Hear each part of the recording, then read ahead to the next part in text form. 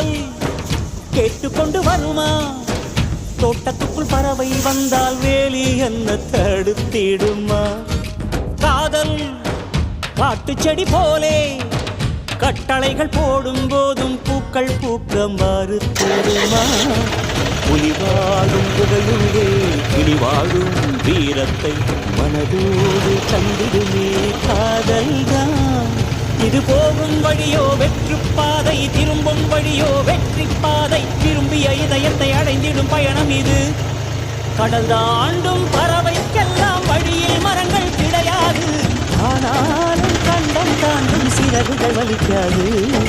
மலையேறும் எறும்பின் கால்கள் வெயிலை மிதித்து உடையாது. மனதோடு காதல் வந்தால் மனிதா தடையேது.